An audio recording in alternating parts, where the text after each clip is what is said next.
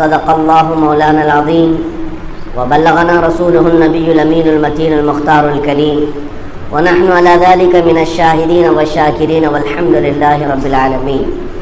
بارگاہ رسالت معاب صلی اللہ تعالی علیہ وسلم میں درود پاک کا ہدیہ پیش کریں۔ اللهم صل على سيدنا ومولانا محمد معدن الجود والكرم وآلہ واصحابہ الکرام وابنہ الکریم وبارک وسلم صلاۃ دائمۃ سرمدا ابدا۔ اور اللہ تعالی ظالموں کے کاموں سے بے خبر نہیں، ظلم کرنے والوں سے اللہ تعالی غافل نہیں۔ قرآن پاک میں اللہ تبارک و تعالیٰ نے ظلم کی کئی جگہ پر مذمت فرمائی اور ظلم کرنے والوں کو اللہ تبارک و تعالیٰ ہرگز پسند نہیں فرماتا۔ اور ظلم ہے کیا چیز؟ ظالم ہوتا کون ہے؟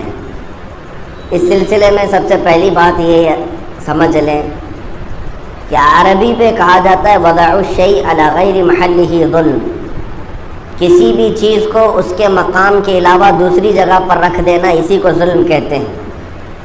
ٹوپی کو اگر اتار کر چپل کی جگہ رکھنے لگے تو ٹوپی کے ساتھ یہ ظلم ہے۔ انسان کو اس کی اقدار سے اتار کر جانوروں جیسا اس کے ساتھ سلوک کیا جائے، یہ ظلم ہے۔ جو جس حیثیت کا ہے یا جو جس جگہ کا مالک ہے اسے اسی جگہ پر رکھنا، یہ انصاف ہے۔ اور اسلام ہمیشہ ظلم کے خلاف کھڑا رہا ہے۔ عدل کا اپوزٹ ظلم آتا ہے، ظلم کا اپوزٹ عدل ہے۔ اگر آپ دیکھیں سرور کائنات صلی اللہ تعالی علیہ وسلم نے سب سے زیادہ عدل کو قائم فرمایا، اور یہاں تک کہ ارشاد فرمایا کہ عدل قائم کرنے میں نہ رشتہ داریوں کو دیکھا جائے گا، نہ مال و دولت والوں کو دیکھا جائے گا، جس کا جو حق ہوگا وہ فیصلہ کیا جائے گا۔ اسلام نے ہمیشہ انصاف اور عدل کی بات کی۔ آج پیس اینڈ جسٹس کے نام پر بہت سارے لوگ واویلا تو مچاتے ہیں، لیکن ان کے خود کے گھروں میں ظلم انتہا کو پہنچا ہوا ہے۔ ہیومن رائٹس کی بات کرنے والی اکثر تنظیمیں نہ کبھی امریکہ سے پوچھتی ہیں، نہ کبھی UK سے پوچھتی ہیں، نہ کبھی رشیا سے پوچھتی ہیں کہ تم کروڑوں ڈالر کے میزائل ناحق غریبوں پر ڈال دیا کرتے ہو، یہ کون سا عدل ہے؟ یہ کون سا انصاف ہے؟ کئی جانیں تباہ ہو جاتی ہیں انسانوں کی، ان کے متعلق یہ پوچھتے بھی نہیں۔ میرے عزیزو، اسلام وہ دین ہے جو اپنے گھر میں بھی عدل کو پسند کرتا ہے اور غیروں کے گھروں میں بھی عدل کو ہی پسند کرتا ہے۔ یہ نہیں ہے کہ نان مسلم اگر آپس میں لڑ پڑیں اور اسلامی حکومت ہے تو یہ کہہ کر چھوڑ دیا جائے گا ایک نے دوسرے کو مار دیا جانے دو، نہیں۔ اسلام ان کے ہاں بھی عدل و مساوات ہی کا درس دے گا۔ حضرت محمد بن قاسم رحمت رضی اللہ تعالیٰ عنہ جب ہندوستان تشریف لائے، آپ کی عمر 19 سال کی تھی، آپ نے سندھ کا علاقہ فتح کیا، اور اس کے بعد آپ کا سب سے بڑا جو اعلان تھا وہ یہ تھا کہ جسے دین اسلام پسند ہے وہ دین اسلام میں رہے، اور جو اپنے مذہب میں رہنا چاہتا ہے وہ اپنے مذہب میں رہے، لیکن شرط یہ ہے کہ کوئی کسی کے ساتھ ظلم نہیں کرے گا۔ یہ اسلام کے سب سے پہلے جرنیل جو ہندوستان میں آئے تھے، ان کا علل اعلان یہ فرمان تھا کہ کوئی کسی بھی دین میں رہے لیکن ظلم کسی پر نہ کرے، اور اگر ظلم کیا جائے گا تو پھر اس کا بدلہ بھی لیا جائے گا۔ عزیزان گرامی وقار، قرآن پاک میں رب تبارک و تعالیٰ فرماتا ہے ظالم کیا سمجھتا ہے کہ وہ جو کچھ کر رہا ہے وہ سب صحیح ہے، طاقت اس کے پاس ہے اور نشہ اور غرور میں وہ کرنے لگتا ہے تو اسے ایسا لگتا ہے کہ سب میں صحیح کر رہا ہوں، لیکن مولا تعالیٰ فرماتا ہے انما یؤخرہم لیوم، ہم ان کو ڈھیل دیتے ہیں اس دن تک کے لیے تاکہ سب لوگ ان کا انجام دیکھ سکیں۔ ظالموں کو ڈھیل دی جاتی ہے۔ اسی طرح رب تعالیٰ فرماتا وَلَا يَحْسَبَنَّ الَّذِينَ كَفَرُوا أَنَّمَا نُمْلِي لَهُمْ خَيْرٌ لِأَنفُسِهِمْ إِنَّمَا نُمْلِي لَهُمْ لِيَزْدَادُوا إِثْمًا وَلَهُمْ عَذَابٌ مُهِينٌ۔ یہ کفر کرنے والے، ظلم کرنے والے یہ ہرگز نہ سوچیں کہ وہ جو کچھ کر رہے ہیں ان کے لیے اچھا ہے، ہم نے ان کو ڈھیل دی ہے تاکہ وہ اور گناہ کر لیں، وَلَهُمْ عَذَابٌ مُهِينٌ، اور رب تعالیٰ فرماتا ان کو پھر ذلت والا عذاب ہم عطا کریں گے۔ ذلت والا عذاب ظالموں کے لیے ہے۔ عزیزان گرامی اوقات، ظلم جب جب ہوتا ہے تو پوری دنیا پر اس کا اثر پڑتا ہے۔ ایسا نہیں ہے کہ کسی ایک پر ظلم ہوا تو اور سارے لوگوں کا امن چین سب برقرار رہے گا۔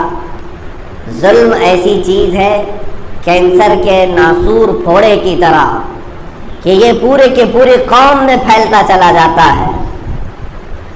آپ کو میں چند مثالوں کے ذریعے سے عرض کروں، رسول پاک صلی اللہ تعالیٰ علیہ وسلم کے زمانے میں ایک خاتون سے چوری ہو گئی۔ بنو مخزوم قبیلے کی ایک خاتون تھی، وہ پکڑی گئی۔ اس کا خاندان ابھی ابھی اسلام میں آیا تھا اور وہ لائی گئی حضور اکرم صلی اللہ تعالیٰ علیہ وسلم کے پاس۔ حضور اکرم صلی اللہ تعالیٰ علیہ وسلم نے ارشاد فرمایا چوری کی سزا ہاتھ کاٹنا ہے، اور اگر وہ پکڑی گئی ہے تو یہ سزا دی جائے گی اگر ثابت ہو جائے۔ تو صحابہ میں سے سب لوگوں نے یہ محسوس کیا کہ ابھی ابھی تو اسلام میں آئے، اتنی سخت سزا اس کو مل جائے تو پھر یہ خاندان برگشتہ نہ ہو جائے، لیکن کسی کے کہنے کی ہمت نہیں ہو رہی تھی۔ حضرت اسامہ بن زید رضی اللہ تعالیٰ عنہ چھوٹی عمر کے صحابی تھے اور حضور پاک صلی اللہ علیہ وسلم کے گھر ان کا آنا جانا زیادہ تھا، حضور کے گھر میں وہ آتے جاتے تھے۔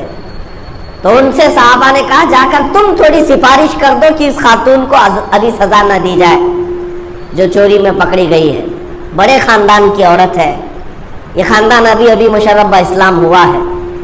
حضرت اسامہ بن زید حضور کی محبت میں گئے، لاڈلے تھے حضور کے، عرض کیا کہ یا رسول اللہ صلی اللہ تعالیٰ علیہ وسلم اس خاتون کی سزا میں تھوڑی سی تخفیف ہو جائے، ڈھیل دے دی جائے، ابھی اس کو سزا نہ دی جائے۔ اللہ کے حبیب صلی اللہ تعالیٰ علیہ وسلم نے فرمایا تمہیں صحابہ نے کہا ہوگا، لوگوں نے کہا ہوگا، حضور باہر تشریف لائے، ممبر پر چڑھ گئے، اتنے جلال میں میرے آقا نے خطبہ دیا اور ارشاد فرمایا تم سے پہلی والی قومیں اسی لیے ہلاک و برباد ہو گئی کہ جب ان کے امیر لوگ گناہ کرتے تو چھوڑ دیے جاتے اور غریب گناہ کرتے تو انہیں سزائیں دی جاتی۔ بنی اسرائیل میں یہی ہوتا رہا اکثر بادشاہوں کے زمانے میں۔ حضور پاک صلی اللہ تعالیٰ علیہ وسلم نے پھر تاریخی جملہ ارشاد فرمایا، ارشاد فرماتے ہیں لو فاطمۃ بنت محمد سرقت لقطعت یدہا۔ حضور پاک صلی اللہ علیہ وسلم فرماتے ہیں سن لو سب لوگ، اگر فاطمہ بنت محمد بھی چوری میں آ جاتی تو میں اس کے بھی ہاتھ کاٹ لیتا بفرض، یعنی وہ سیدہ کائنات ہے، مخدومہ کائنات ہے، رسول اللہ صلی اللہ تعالیٰ علیہ وسلم کی شہزادی ہیں، لیکن حضور پاک صلی اللہ تعالیٰ علیہ وسلم کا یہ فرمان عالی شان صرف اس لیے کہ امت ہمیشہ عدل پر رہے، عدل پر رہے، انصاف پر رہے۔ آج کے حالات دیکھ کر کے ہمیں محسوس ہونے لگ گیا، وہ بات مجھے یاد آتی ہے جو سیدنا امام علی مقام سید الشہداء امام حسین رضی اللہ تعالیٰ عنہ نے فرمایا تھا۔ ان کے یہ جملے تاریخی ہیں میرے عزیزو۔ آپ نے فرمایا میرے نزدیک صرف ظالم وہ نہیں جو لوگوں کو مارتا ہے، لوگوں کو ختم کرتا ہے، امام حسین فرماتے میرے نزدیک وہ بھی ظالم ہے جو ظالم کے ظلم کو سہ کر خاموش بیٹھتا ہے۔ جو لوگ دیکھ کر خاموش بیٹھتے ہیں وہ خود بھی ظالم ہیں، اس لیے کہ معاشرے کو برباد ہوتے ہوئے اپنے آنکھوں سے دیکھا جا رہا ہے، سب سمجھ رہے ہیں خاموش، ارے ان کا میٹر ہے ہم کیا کریں بول کر، ان کا مسئلہ ہے ہم کیا کریں بول کر۔ یہ حالات آپ کو بھی تباہی کے دہانے پر لے جائیں گے۔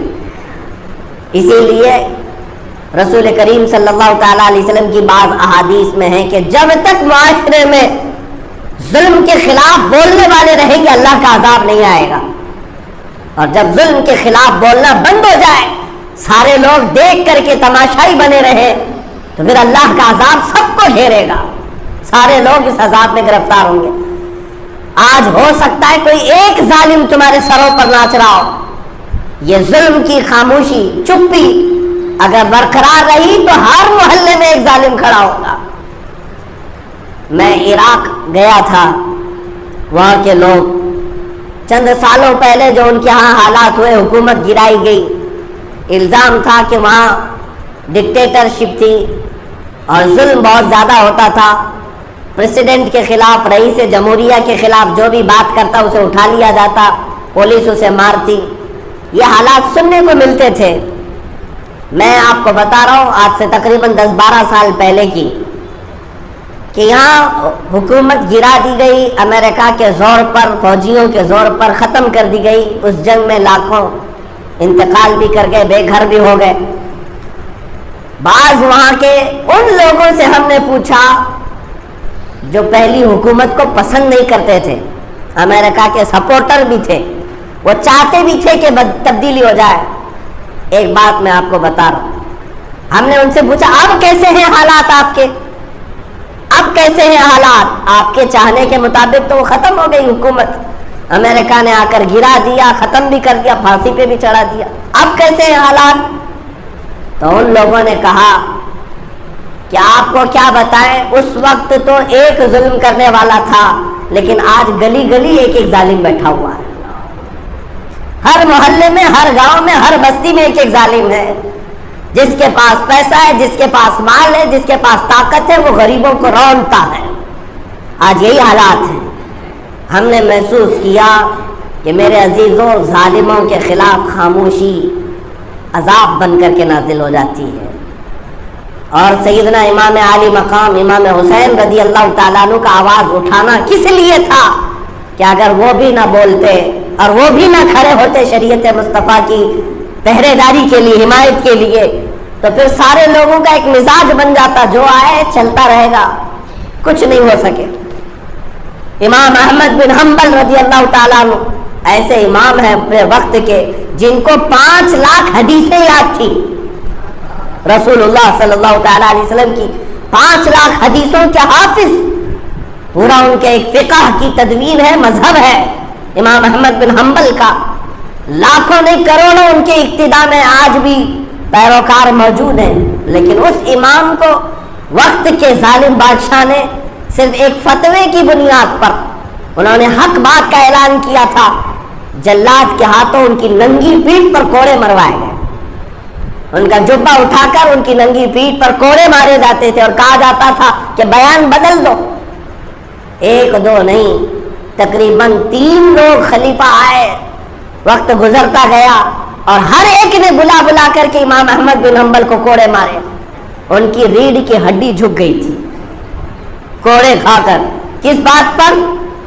میرے عزیزوں، اس وقت اور بھی بہت سارے لوگ تھے، لیکن آپ نے حق کا پرچم بلند کیا اور کوڑے کھائے، صرف اور صرف اس بنیاد پر کہ ظلم کرنے والوں کے خلاف ایک آواز ہمیشہ ہونی چاہیے، اور اگر وہ بھی آواز ختم ہو گئی تو پوری امت عذاب میں گرفتار ہو جائے، ظالموں کے پنجوں میں آ جائے گی. اسی لیے میرے عزیزوں، آج اللہ تبارک و تعالیٰ نے اگر ہمیں طاقت دی ہے تو ہم بولیں، ظلم کو دیکھ کر خاموش نہ رہیں. ہوگا کیا اس سے زیادہ کہ ہماری موت آنی ہے، اور وہ کسی نہ کسی دن تو آنی ہے. لیکن ظالموں کا ساتھ دینے والوں سے میں کہتا ہوں، قیامت کے دن تمہیں بھی اللہ کی بارگاہ میں جواب دینا ہوگا. رب تبارک و تعالیٰ فرمائے گا. میں آپ کو ایک بات بتا دوں، امام مسلم بن عقیل کوفہ میں قتل کر دیے گئے، بہت دردناک انداز میں مارے گئے، شہید ہوئے. ہانی بن عروہ کو قتل کیا گیا. مسلم بن عقیل کو مارا کس نے تھا؟ ابن زیاد، ظالم. ہر محرم میں سنتے ہوں گے آپ. یزید کی فوج نے امام حسین کے ساتھ مقابلہ کیا اور ان کے بچوں کو تک قتل کیا، مارا. سارا بلیم ان ظالموں پر ہی رکھا جاتا ہے. ابن زیاد نے قتل کیا، ابن زیاد نے مارا، شمر نے مارا، خولی نے مارا. یہ تو ظالم ہے ہی، چور تھے، ڈکیت تھے، ان کی فطرت میں خرابی تھی.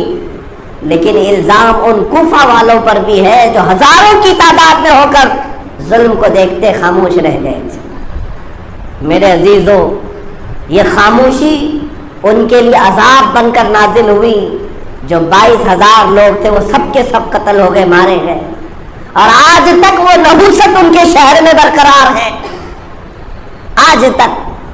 اسی لیے ظلم کے خلاف اگر نہیں بول سکتے تو اسے ناپسند تو کرو. جو برا ہو رہا ہے اسے دیکھ کر خاموش بیٹھنا ایمان جانے کی علامت ہے. رسول کریم صلی اللہ تعالی علیہ وسلم نے ارشاد فرمایا من رأى منکم منکرا فلیغیرہ بیدہ ومن لم یستطع فبلسانہ ومن لم یستطع فبقلبہ وذلک اضعف الایمان۔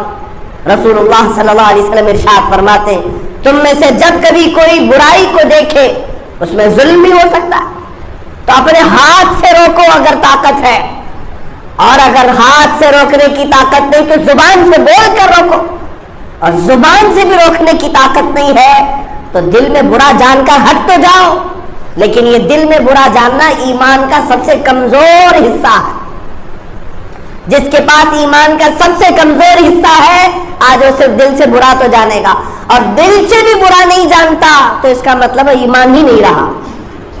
ظلم کو دیکھ کر کے ہاں میں ہاں ملاتا رہا، برائیوں کو دیکھ کر کے وہ خاموش پہ ہنسی اور کہے لگاتا رہا، تو اس کا مطلب ایمان ہی رخصت ہو رہا ہے۔ عزیزان گرامی وقار، آج لوگ ہم سے یہ کہتے ہیں کہ مولانا ایک مسجد کے ممبر سے آپ بولیں گے کیا فرق پڑتا ہے؟ تمہیں اندازہ نہیں، نہ یہ مسجد کا ممبر اور نہ یہ مائک ہلکا ہے، ہمیں اللہ رب العزت کی طاقت پر بھروسہ۔ جانتے ہیں ابراہیم علیہ الصلوۃ والتسلیم نے جب خانہ کعبہ کی تعمیر کی، اللہ نے فرمایا اے ابراہیم لوگوں کو حج کے لیے بلاؤ، جبکہ وہ ایسی جگہ جہاں ان کے علاوہ کوئی آبادی نہیں تھی، کوئی آبادی نہیں، کوئی گھر بھی نہیں تھا۔ حضرت ابراہیم علیہ السلام کو پکارنے کے لیے کہا لوگوں کو بلاؤ، وَأَذِّن فِي النَّاسِ بِالْحَجِّ، حج کے لیے لوگوں کو بلاؤ، قرآن پاک میں آیا۔ ابراہیم علیہ السلام نے پکارا، لوگوں کو بلایا کہ اے لوگوں اللہ کے گھر کی طرف آؤ، کشاں کشاں آؤ، خانہ کعبہ کی طواف کے لیے آؤ۔ حدیث پاک میں رب تعالیٰ نے ان کی آواز کو پوری دنیا میں پہنچایا، دنیا بھر کے لوگوں تک ان کی آواز پہنچائی۔ بلکہ یہ بھی حدیث پاک میں ہے جو اپنے ماں کے پیٹ میں تھے، جو اپنی باپ کی پشت میں تھے، جو عالم ارواح میں تھے، ان کو بھی اللہ نے ان کی آواز سنائی۔ جب رب تبارک و تعالیٰ قادر مطلق خود حکم فرمائے تو پہنچانا تو اس کی شان ہے۔ آج اگر آپ یہ سمجھتے ہیں کہ ایک مسجد چھوٹی مسجد ہے، ایک چھوٹا سا ممبر ہے، ایک چھوٹا سا مائک ہے، میرے بولنے سے کیا ہوگا، اپنی ذات پر کبھی بھی مت دیکھو، اللہ رب العزت کی طاقت کی طرف دیکھو۔ ہماری ہلکی زبان ہی صحیح، ہمارے جملے چھوٹے ہی صحیح، لیکن رب تبارک و تعالیٰ جب پہنچانے پر آئے تو وقت کے طاغوتی طاقتوں تک بھی پہنچائے گا، ہر جگہ پہنچائے گا۔ ہمارا کام ہے حق کے لیے آواز اٹھانا اور ظلم کے خلاف بولنا۔ عزیزان گرامی وقار، میں مختصراً اب آپ کو ہندوستان کے احوال پر بات کروں۔ آج جو کچھ بھی ہو رہا ہے ظلم کی انتہا ہونے چلی ہے۔ ہم دیکھ رہے ہیں حالات اتنی تیزی سے بدلتے جا رہے ہیں، یہ ہماری خاموشی ہی کا نتیجہ ہے، ہماری خاموشی کا نتیجہ ہے جو آج ظلم اتنا بڑھتا چلا گیا کہ علن اعلان یہ کہا جائے کہ مسلمانوں کو قتل کر دو، مسلمانوں کو مار دو، علن اعلان کوئی کہے کہ مسلمانوں سے خرید و فروخت نہ کرو، کاروبار بند کرو۔ گجرات کے حالات اور سخت سے سخت ہوتے جا رہے ہیں۔ یہ پورا جو ماحول ہو رہا ہے اس کی وجہ یہی ہے کہ تم سارے ظلم کو خاموشی سے سہتے چلے گئے۔ مسجدیں ہمارے سامنے توڑی جاتی ہیں، دلی کے فسادات میں مسجدیں جلائی گئی، مزارات کی چادریں جلائی گئی، مینار پر چڑھ کر کے آتنکی حملے کرتے رہے، لیکن بدلے میں میرے عزیزوں ہم میں سے کسی ایک عالم نے بھی کہیں پورے ہندوستان کے کونے میں سے یہ اعلان نہیں کیا کہ اے مسلمانوں، اے جوانوں، جاؤ کسی مندر کو توڑاؤ۔ کسی نے کہا؟ اسلام اس بات کی اجازت بھی نہیں دیتا۔ معبدوں کو اور دوسرے لوگوں کی عبادت گاہوں کو اسلام نے توڑنے اور ختم کرنے کا حکم نہیں دیا اس طرح سے جب ہم دارالحرم میں ہوں۔ عزیزان گرامی وقار، یہ بات اس قدر بڑھتی چلی گئی کہ میں ان لوگوں سے آج گزارش کرتا ہوں کہ جنہیں اللہ نے زبان دی، طاقت دی، منصب دیا، کرسیاں دی، تو کم از کم اپنے وقت کے اور اپنے منصب کے صحیح استعمال کے ساتھ امت کے حق میں آواز تو اٹھاؤ۔ کل بروز قیامت تم شرمندہ اور ذلیل ہونے سے تو محفوظ رہو گے۔ آج آپ کو اندازہ ہے کتنے نوجوان بچے قتل کر دیے گئے صرف چھوٹی چھوٹی سی باتوں پر، اور کئی ایسے لوگ ہیں جو کورٹ کچہری کے چکر کاٹتے ہوئے 25-25 سال اندر ہیں، ان کے لیے کوئی آواز اٹھانے والا نہیں ہے۔ میرے عزیزوں، یہاں پر डूब मरने का वक्त है उन लोगों के लिए जिनको अल्लाह तबारक व तआला ने वक्त में अपने ज़माने में बहुत कुछ अता किया, लेकिन वो सिवाय पैसा बटोरने और अपने ऐश में कुछ नहीं सोचते। उम्मत मरहुमा आज किस हाल से गुजर रही, किस कर्म से गुजर रही, अंदाजा है? नबी मुकर्रम सल्लल्लाहु ताला अलैहि वसल्लम तो इरशाद फरमाते कि अगर तुम्हारे पाँव में कांटा भी चुभे तो उसका दर्द मुझे होता। यहाँ उम्मत का दर्द किसी को नहीं। उम्मत किस कर्म से गुजर रही है। अज़ीज़ान गिरामी वक़ार, यहाँ पर अब हालात, ये मीडिया ट्रायल जो चलाया जाता है, किसी भी एक आलिम को पकड़ लो। गुजरात के अभी 8 दिन कबल एक मर्डर हुआ, कत्ल हुआ, 2 नौजवान पकड़े गए, लेकिन 2-3 दिन के बाद दीदा व दानिस्ता हमारे मुहब्बे गिरामी तहरीक फरोग इस्लाम के बानी मौलाना कमर गनी उस्मानी को दिल्ली से उठाया जाता है, दिल्ली से पकड़ करके लाया जाता है। अरे अभी ATS ने पकड़ करके लाया ही है, लेकिन पूरे दज्जाली मीडिया भौंकना शुरू कर दिया। या आतंकवादी पकड़ा गया, दहशतगर्द पकड़ा गया, मौलाना पकड़ा गया, इसका संबंध पाकिस्तान से था, फला तहरीक से था, फला तंजीम से था। सारा कुछ तो इंसाफ यही लेकर बैठे हुए। फिर सुप्रीम कोर्ट काय के लिए, हाई कोर्ट काय के लिए? सारा निजाम तो मीडिया वालों के पास दे देना चाहिए। ये जिसे चाहे मुजरिम बनाए, जिसे चाहे दहशतगर्द बनाए, जिसे चाहे आतंकवाद बनाए। आप में से कभी किसी ने सोचा कि ये जितना भोंकते हैं इन पर कोई केस करता है, इनके खिलाफ कोई बोलता है कि ये क्यों एक कम्युनिटी को बाज़ाब्ता डैमेज करते हैं, क्यों बार बार हमारी छवि को खराब करते हैं? क्या इल्जाम साबित हुआ? क्या तोहमत साबित हुई? नहीं हुई। अभी कोर्ट में केस चलते रहते हैं, लेकिन उससे पहले ही यहाँ पर तो जालिम बना दिया जाता है, आतंकवाद बना दिया जाता है। 10 साल के बाद पता चलता है कि इनका उसमें कुछ हिस्सा ही नहीं था। ये कोई इंसाफ नहीं चलता है मेरे अजीजों। मीडिया को होना यही चाहिए कि गैर जानिबदाराना रिपोर्टिंग करे कि इल्जाम में गिरफ्तार किया गया है, देखा जाएगा कि शवाहिद और गवाहों के साथ क्या चीज साबित होती है, लेकिन उससे पहले क्या क्या बनाया जाता है। इसका मतलब है कि दीदा व दानिस्ता प्री प्लान ये सारी चीजें सिर्फ और सिर्फ एक कम्युनिटी को टारगेट करना है, एक कौम को पूरे तौर पर किसी गुनाह में मुलव्विस करके दिखाना है। अजीज़ान गिरामी वक़ार, आज जिन उलमा को गिरफ्तार किया जा रहा है ऐसे भयानक इल्ज़ामात में, मैं कहता हूँ रसूल पाक सल्लल्लाहु ताला अलैहि वसल्लम की नामूस पर जिन्होंने ज़िंदगी में कुर्बानियाँ दी हैं और हिफाजत का और पहरा देने का अज़्म लेकर के खड़े हुए, अगर आज उनको ज़ुल्मन कोई गिरफ्तार करता है तो मैं आवाज़ उठाता हूँ, मेरा हक है ये। इसलिए मैं हिंदुस्तान भर के उलमा, मशाइख और दीगर उन लोगों से भी कहता हूँ कि वक्त का इंतज़ार करो। ये तो उन्हीं के नारों के मुताबिक एक तो झांकी है और फिर बाकी है। मुत्तहिद रहोगे तो कहलाओगे मोमिन व गाजी, मुंतशिर होगे तो कस्तों में सफाया होगा।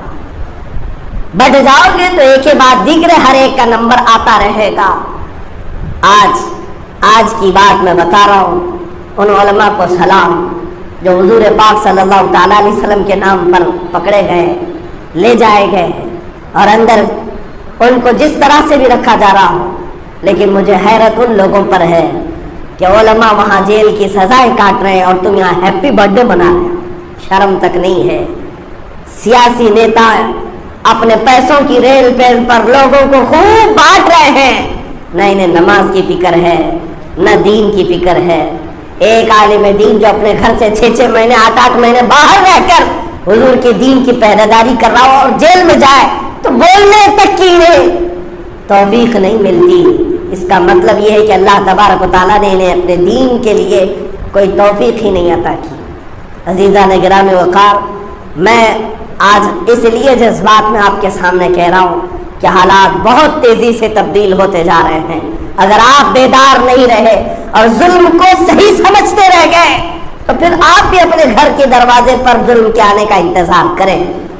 आपके घर में भी वो हो सकता है, इसलिए कि जो कौम अपने कायदीन और अपने उलमा को जुल्मन कत्ल होता देखकर खामोश रहे, रब तबारक व तआला उनके साथ भी वही सलूक फरमाएगा। उन पर उससे भी बड़े जालिम लाए जाएंगे। अज़ीज़ान गिरामी वक़ार, आज सिर्फ और सिर्फ इतनी गुजारिश है कि अपने ऐश और इशरत को कम करो, अपने माल और दौलत पर गुरूर और तकब्बुर कम करो। पूरे हिंदुस्तान भर में तकरीबन 300 सिटिंग एमएलए जिनको किसी को तौफीक नहीं होती कि दीन पर हमले क्यों हो रहे हैं, उलमा की गिरफ्तारियां क्यों हो रही हैं और हमारे ऊपर इस तरह के आरोप क्यों लगाए जा रहे हैं, कोई बोलने को तैयार नहीं। इसलिए कि उनको ऐसा लगता है हाई कमान नाराज हो जाएगा, जिस पार्टी में हम बैठे हुए हैं वो नाराज हो जाएंगे। इस बात का फर्क नहीं पड़ता कि अल्लाह उसके रसूल राजी है कि नाराज हैं, हाई कमान नाराज ना हो जाए।